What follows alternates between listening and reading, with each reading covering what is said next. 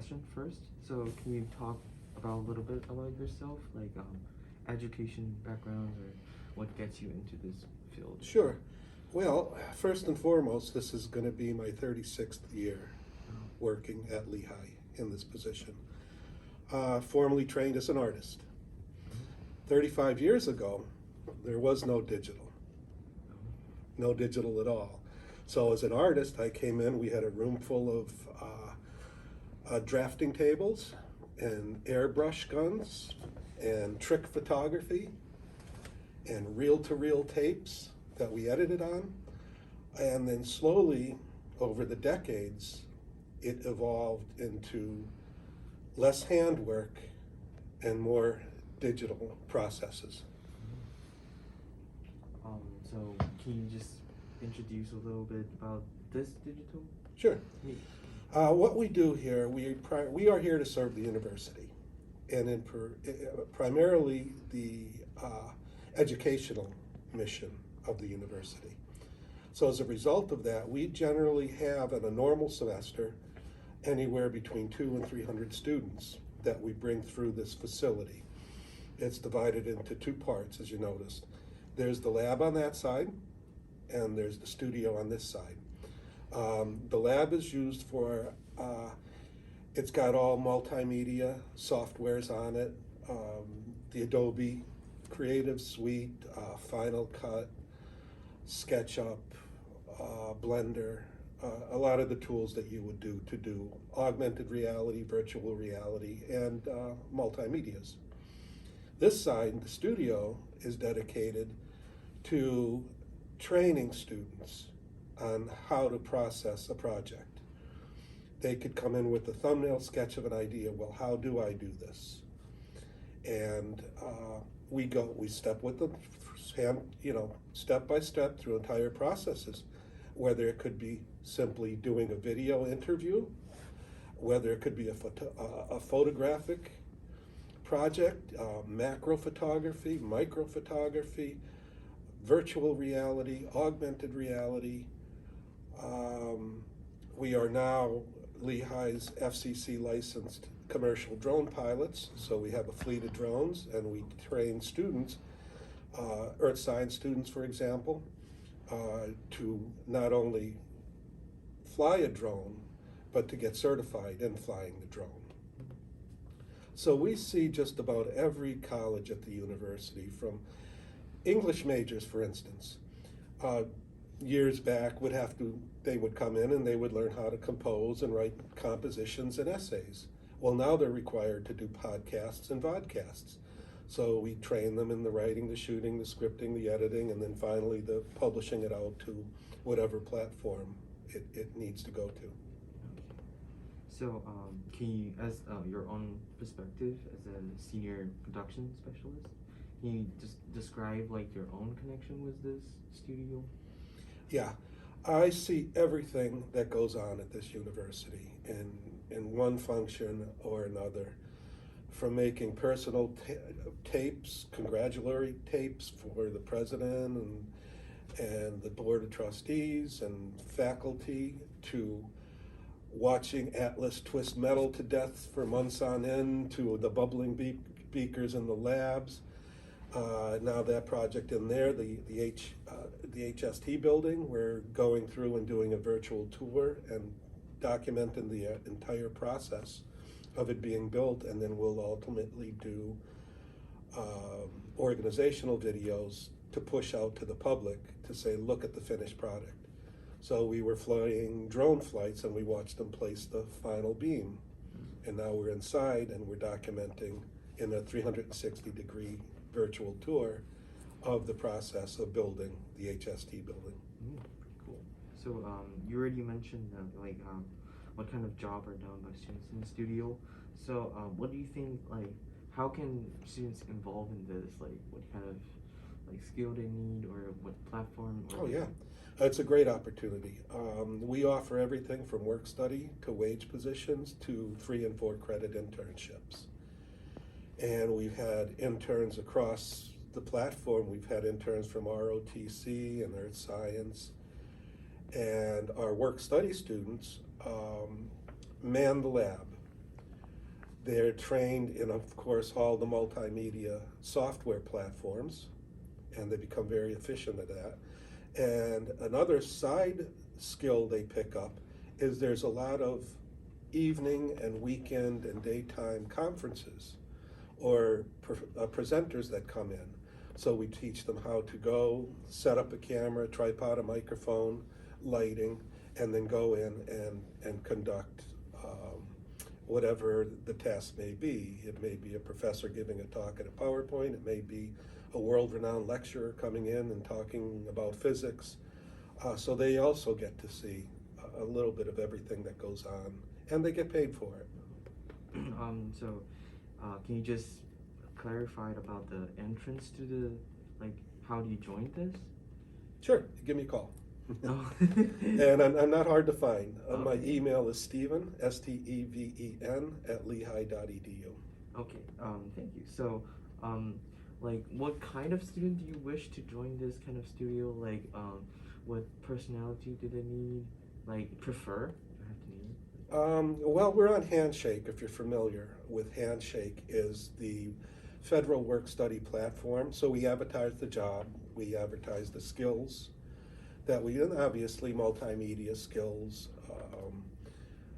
camera work, video work is always a little bit of plus, but again, that is the least important. The most important is to be reliable and conscionable, and because when the students come in, they come in when we leave. I and my two staff are here Monday through Friday from 7:30 to 5. And after 5, we're open from 5 to 11 every day, every night of the week, and weekends we're open from 9 to 11, Saturday and Sunday. So we rely on the students to not only open and close, but securely loan out and have equipment returned. And it's a fairly complex job, because when you loan out a camera kit, for instance, it's not just a camera. It's got 2 batteries, it's got a memory card, it's got a battery charger, it's got several microphones, several microphone cables, a tripod, so there's a long list of things that they are responsible for making sure when that camera is returned to them, that all the parts are there. And they also then need to know, well, a student comes in, they may not necessarily know how to download a video from a camera, and even more importantly, edit the video. So our students learn all of them skills, and it's on-the-job learning. Part of the federal work-study mandate is that we as an organization are responsible to make sure that you're not a warm body in a seat. You are actually learning skills through the job that you're performing. So last question. So can you describe some of the productions from the studio? Oh, like Like some unique one. Anytime you see a drone flight on the websites, that's us. We're on the president's office filming. He got the Simon 2021 award for engineering, and so we went in and we did a nice little promotional piece for him. We do larger documentaries. There's documentary film classes, and we are responsible for not only training the students on how do you go out and shoot the material you want, but how do you edit it in a professional manner? How do you use social media to get that documentary out there? I guess the best thing to do is let's just walk around a little bit and you'll be able to see.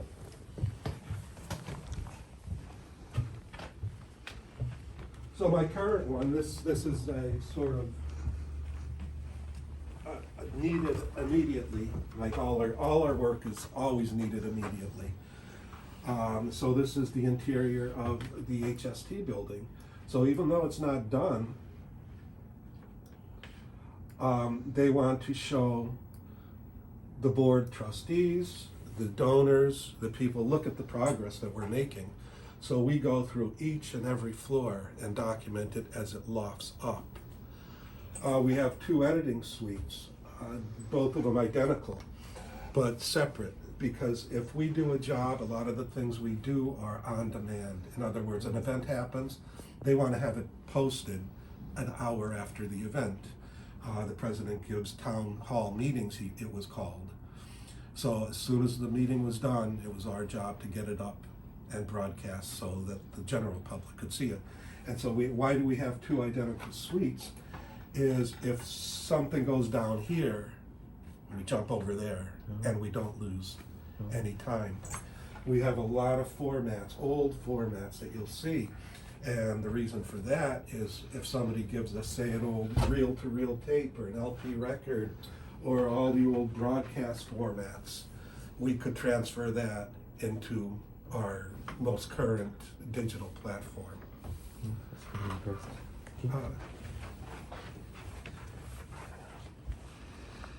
There you can see we have Steadicam outfits so that you could go around.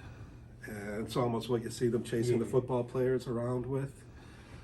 Porta-Pack so that we could just grab a camera on the go and do an interview if we need to. It's all self-contained, the microphones, the lights, so no matter what position we find ourselves in, we could roll film, or roll our cameras.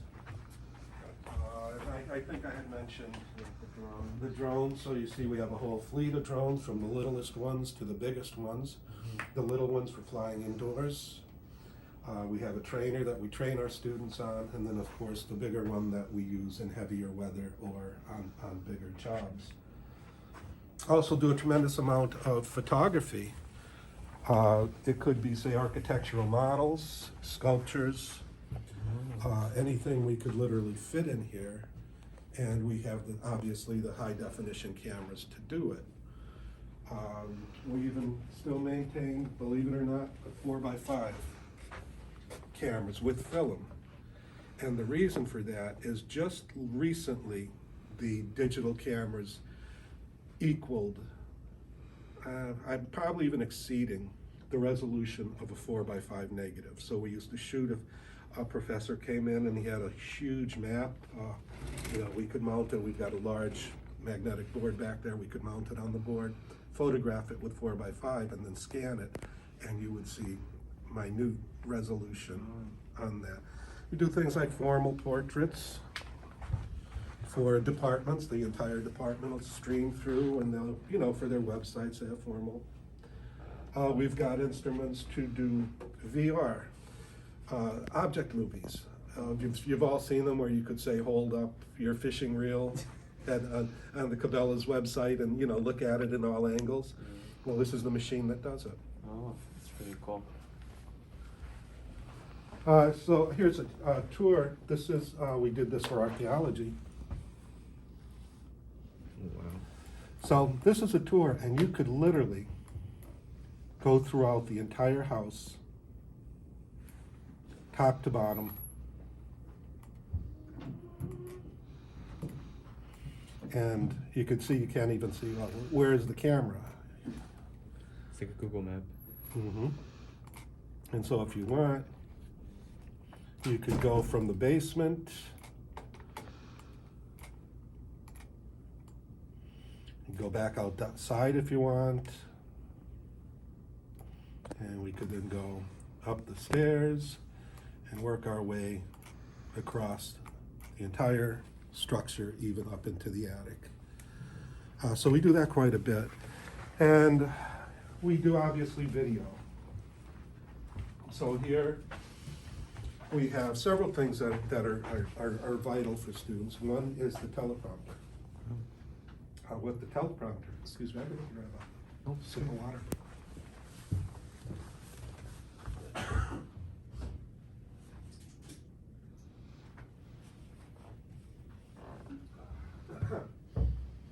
So what the teleprompter allows is you do your script, you give it to me as a Word document, you stick it in one side of the machine, and then it scrolls on the teleprompter. So your camera lens is in there. You're actually reading your words, and we scroll it at a pace that's comfortable with you so that you're looking right at your audience, reading your own script, and it adds a very convincing nature to your argument. We do green screen. Green screen is like the weatherman scenario, where we have, you see, monitors that are all over the place. So you're out here reading your script, talking about this wonderful website you built, and you're touching the virtual button here, and your partner's in the control room switching the website background behind you.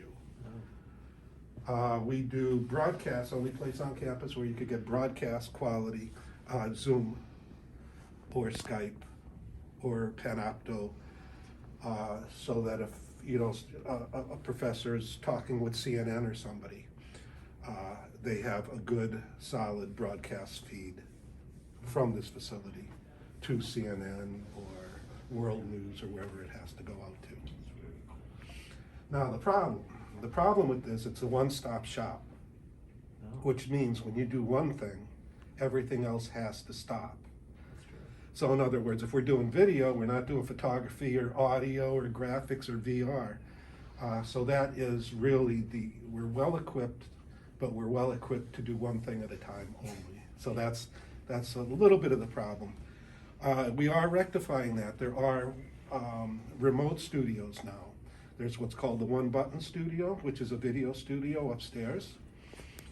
And if you want, I have somebody here can show you that if you'd like to see the One Button. I think it'd be important to be familiar with that. It's got green screen capability.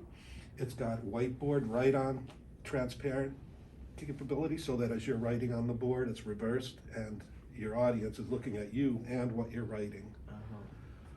We also have One Button podcast studios up at Mountaintop.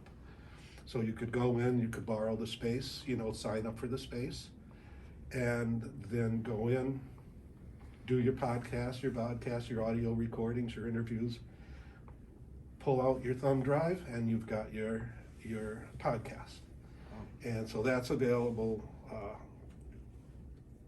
on a not quite 24-hour service, but it's available for quite a bit.